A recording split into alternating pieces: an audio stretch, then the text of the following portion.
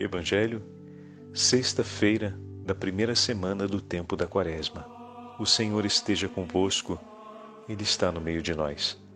Proclamação do Evangelho de Jesus Cristo segundo São Mateus. Glória a vós, Senhor. Naquele tempo, disse Jesus a seus discípulos: Se a vossa justiça não for maior que a justiça dos mestres da lei e dos fariseus, vós não entrareis no reino dos céus. Vós ouvistes o que foi dito aos antigos: não matarás. Quem matar será condenado pelo tribunal. Eu, porém, vos digo: todo aquele que se encoleriza com seu irmão será réu em juízo. Quem disser ao seu irmão patife será condenado pelo tribunal. Quem chamar o irmão de tolo será condenado ao fogo do inferno. Portanto, quando tu estiveres levando a tua oferta para o altar e ali te lembrares que teu irmão tem alguma coisa contra ti, deixa a tua oferta ali, diante do altar, e vai primeiro reconciliar-te com o teu irmão. Só então vai apresentar a tua oferta. Procura reconciliar-te com o teu adversário enquanto caminha contigo para o tribunal. Senão o adversário te entregará ao juiz, o juiz te entregará ao oficial de justiça, e tu serás jogado na prisão. Em verdade eu te digo, dali não sairás, enquanto não pagares o último centavo. Palavra da salvação. Glória a vós, Senhor.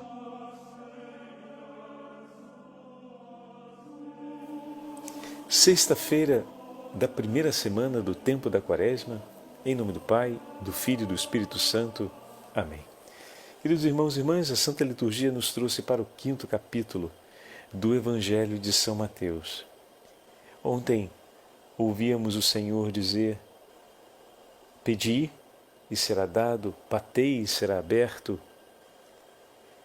E hoje, na continuação dessa primeira semana da Quaresma, a Santa Liturgia nos traz a exigência da vida evangélica.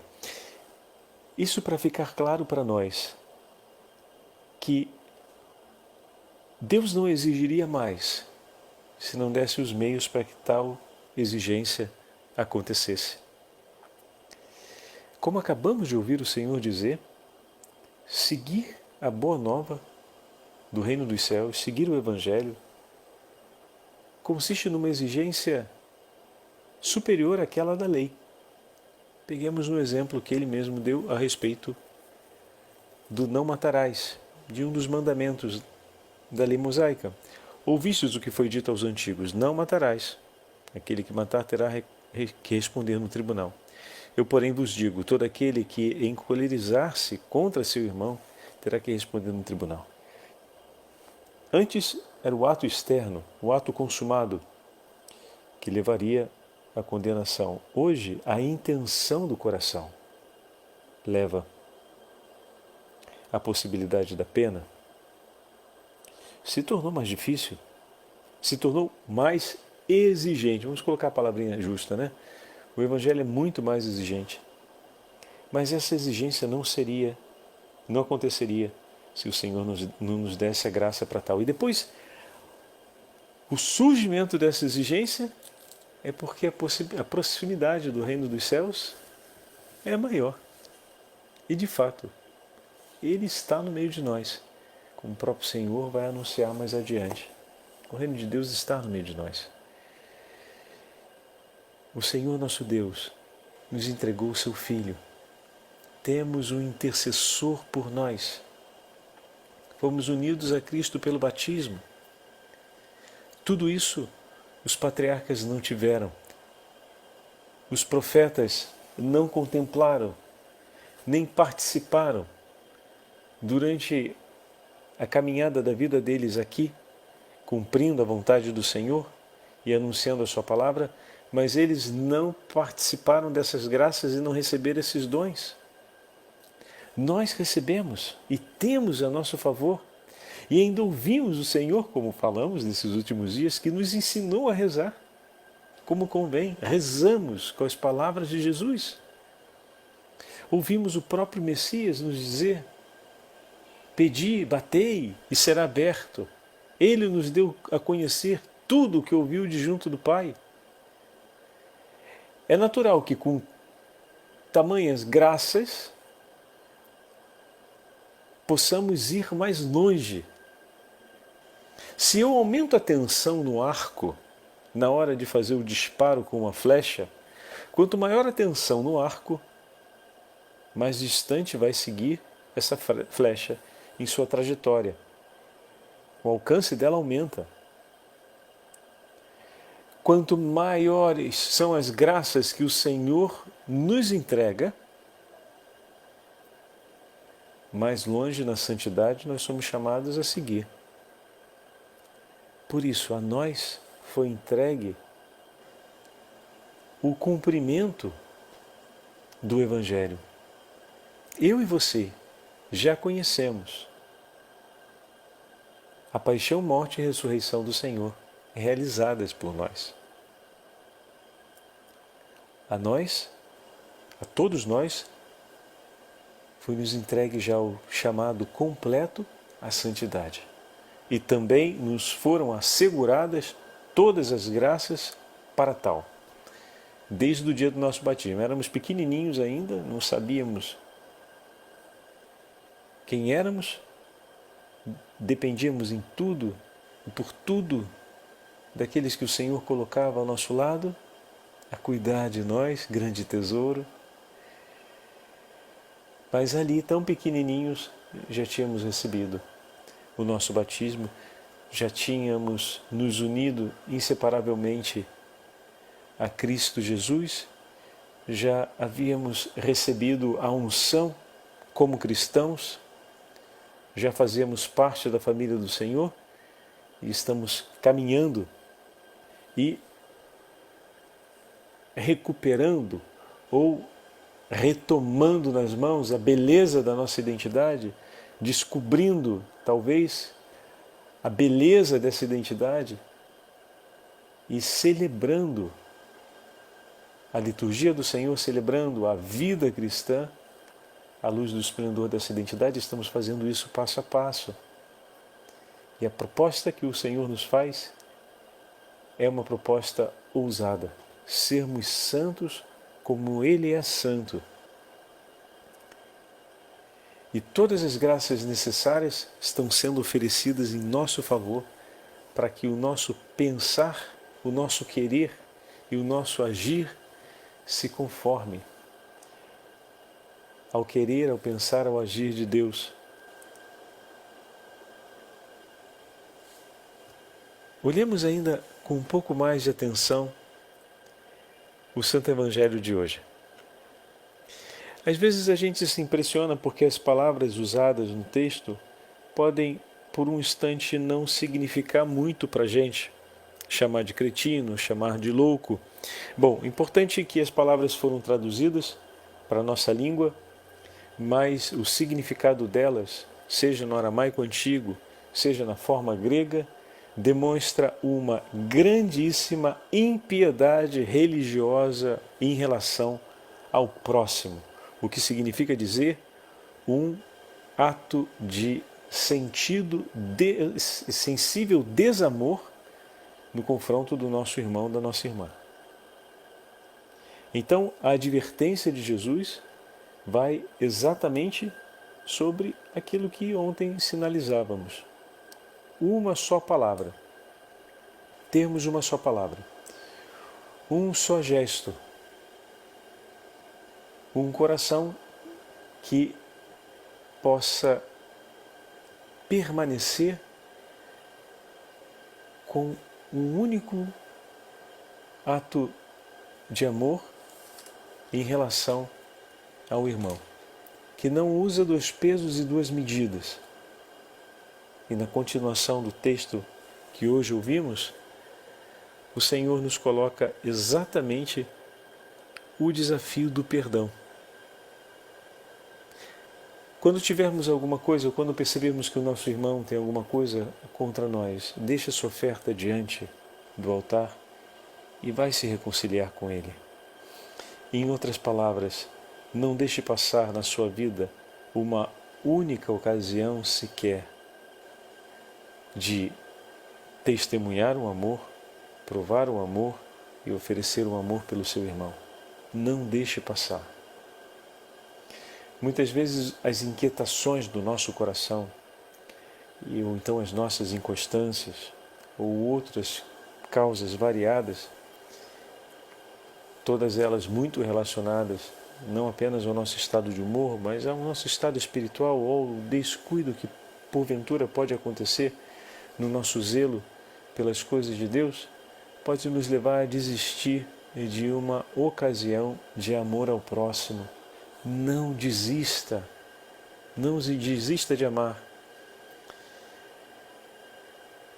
Nós demonstramos esse cuidado de amor pelo outro não apenas quando o abraçamos e dizemos para ele o quanto queremos bem, mas quando o vemos também angustiado, agitado, em sofrimento ou distante de nós e nos aproximamos dele para não apenas tentar compreender o que se passa, porque isso seria um ato apenas racional, mas para renovarmos a nossa comunhão, o que significa compreender o que se passa, mas não parar ali.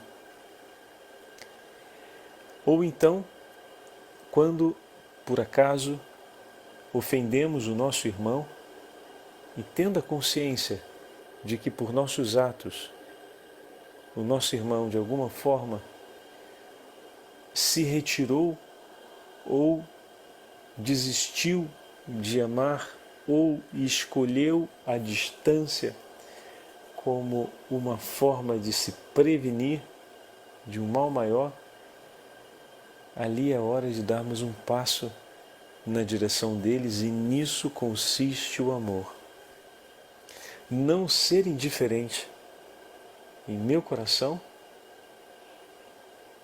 ao bem que posso oferecer por você, ao amor que sinto por você. A última palavra na minha escolha em relação a você é querer te amar. Posso sofrer por suas imperfeições. Posso sofrer por minhas incoerências. Reconheço ambas as coisas e assumo o sofrimento por elas de cabeça baixa, em ato de penitência. Mas uma coisa eu não abro mão. Ainda que essas duas realidades, as suas imperfeições e a minha incoerência, me flagelem de algum modo, eu não abro mão de uma coisa, de continuar te amando. Para uma, eu vou precisar ser forte no Senhor para oferecer por ti o necessário para que nós possamos permanecer em comunhão. Na outra, eu vou precisar aprender a ser humilde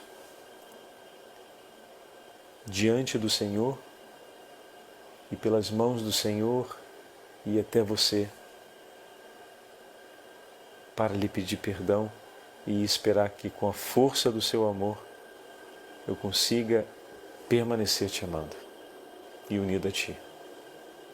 Então, por minhas incoerências ou por suas imperfeições, uma decisão eu tenho, que é não desistir de te amar em nenhuma situação. E dizer ao Senhor, dai-me força, Senhor, para amar para além das minhas incoerências.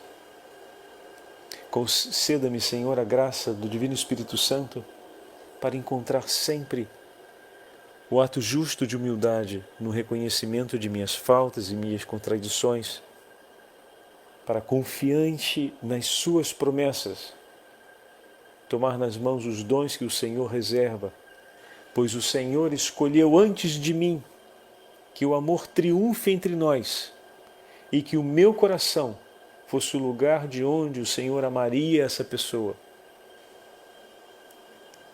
fosse um lugar para acolher também esse meu irmão. E eu quis entregar o meu coração para ti, para que o Senhor dispusesse dele em favor de quem o Senhor quisesse. E eu não tenho, Senhor, o direito mais de dizer para esse meu coração se abre, para aquele não. Mas eu preciso da sua ajuda, Senhor.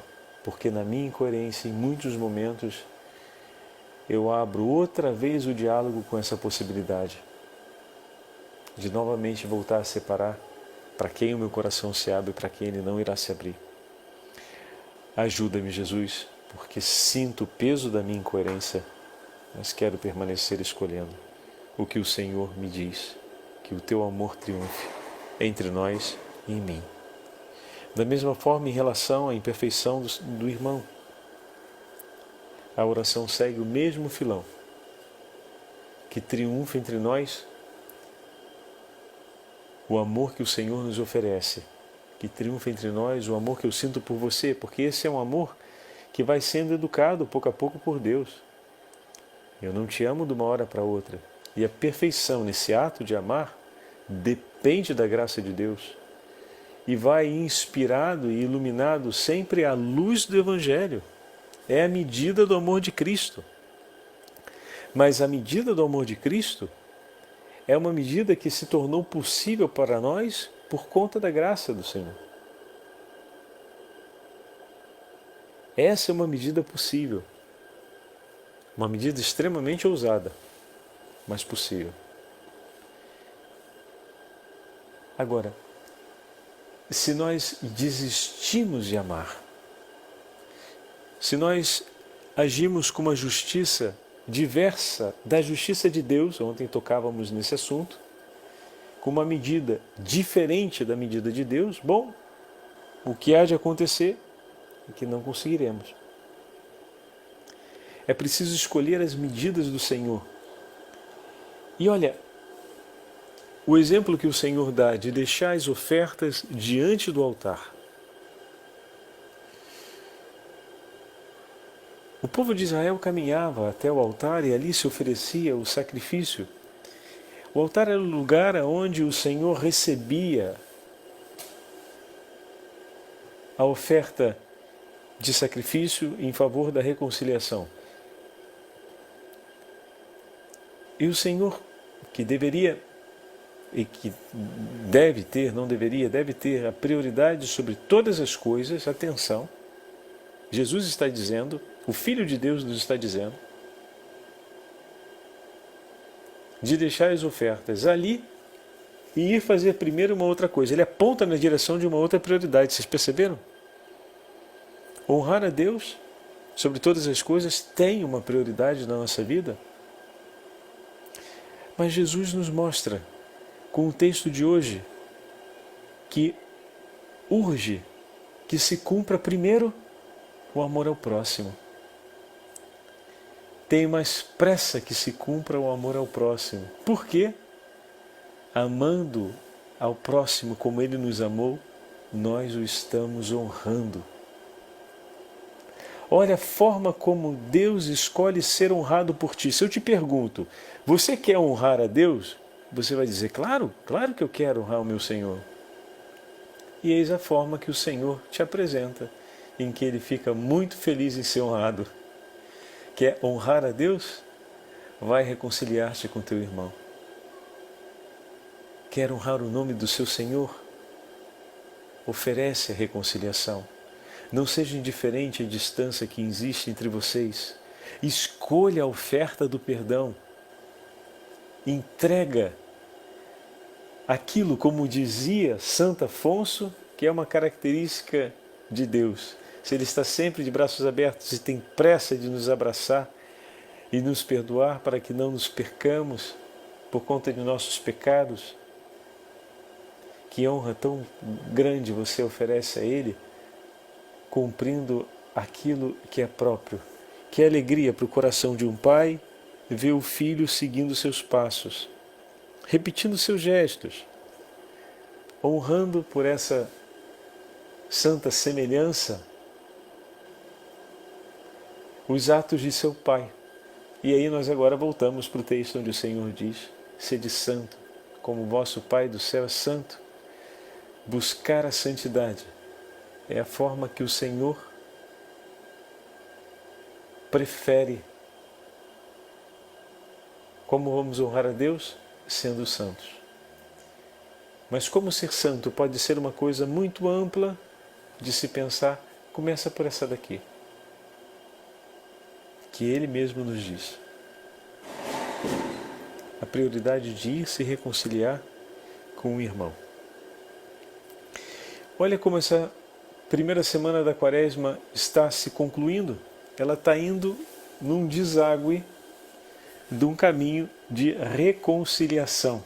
Lembra que falamos que o tempo da Quaresma é o período em que nos preparamos para a celebração da Páscoa do Senhor? E olha, o Senhor nos ensinando tudo aquilo que agrada o seu coração, hein? A súplica após a queda no pecado agrada o coração do Senhor. A oração com as palavras de seu Filho agrada o coração do Senhor.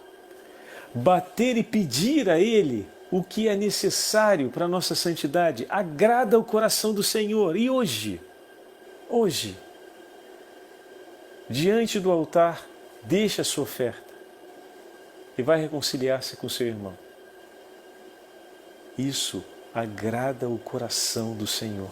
Se queremos nos preparar para no dia da Páscoa darmos um presente de amor para o nosso Senhor, estamos pegando o elenco de tudo aquilo que o agrada. E sabe mais? Temos condições de colocar em prática. Temos realmente condição de colocar em prática. Que primeira semana é essa da Quaresma? Que a gente está podendo tomar nota. Tomem nota. Isso agrada ao meu Senhor. Isso agrada ao meu Senhor. Isso agrada ao meu Senhor. Vou multiplicar isso no meu dia a dia. Vimos o exemplo dos pastorinhos de Fátima. No dia da celebração memorial deles, São Francisco Marto, Santa Jacinta Marta. Quando souberam da Virgem Maria o que agradava o coração dela, o Imaculado Coração de Maria e o Sagrado Coração de Jesus, pronto. Fizeram aquilo dia após dia, até o último dia de suas vidas. Isso agrada ao Senhor? Toma nota. Mas isso está muito difícil, padre. Essa questão do perdão e tudo mais, para mim, parece ser muito desafiador. Bom, lembremos do Evangelho de ontem. Vamos pedir ao Senhor que Ele nos ajude.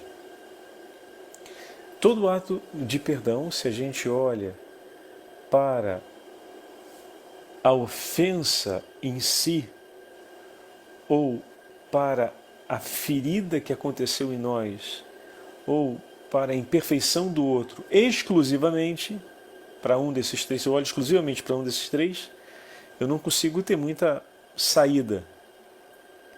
Resta o peso e uma certa amargura.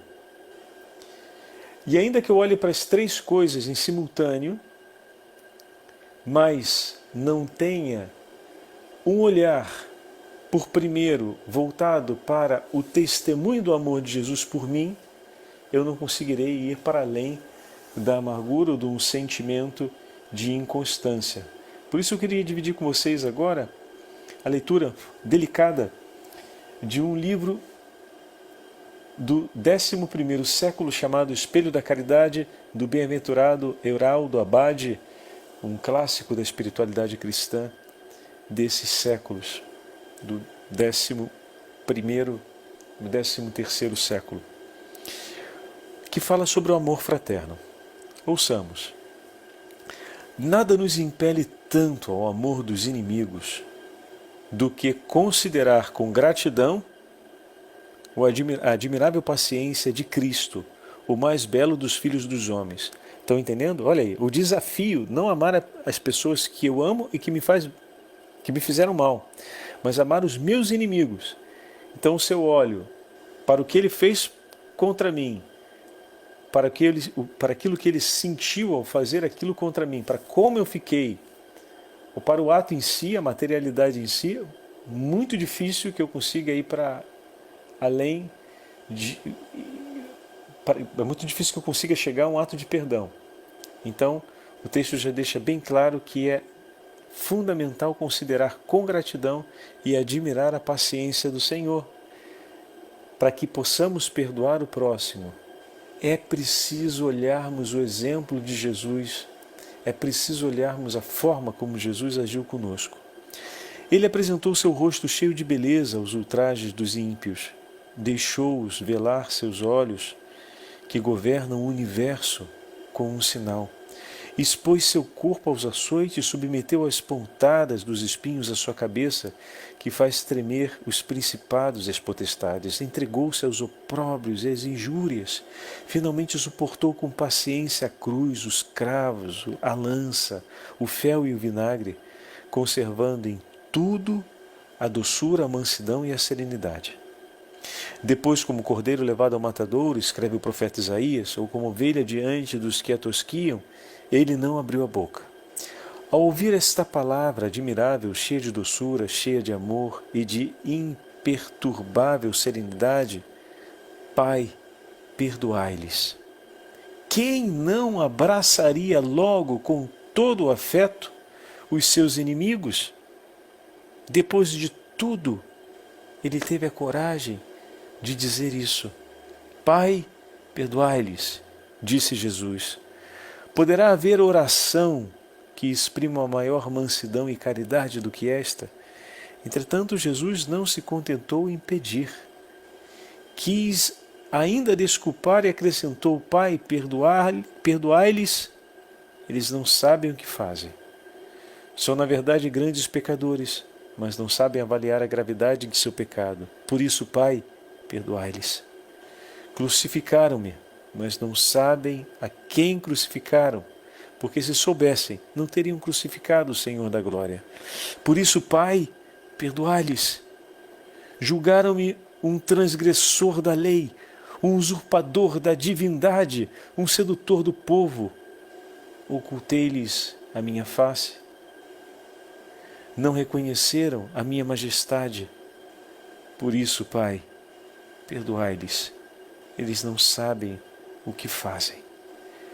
Por conseguinte, se o homem quer amar-se a si mesmo com amor autêntico, não se deixe corromper pelos prazeres desse tempo.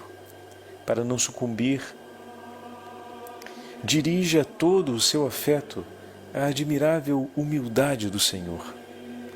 Para encontrar mais perfeito e suave repouso nas delícias da caridade fraterna, abrace também, com verdadeiro amor, os seus inimigos. Mas nós não o poderemos fazer sem olhar para a forma como Cristo nos abraçou. O Senhor esteja convosco, Ele está no meio de nós. Pela intercessão da Santíssima Mãe de Deus, de São José e São Miguel Arcanjo, abençoe-vos o Deus Todo-Poderoso, Pai, Filho e Espírito Santo. Amém.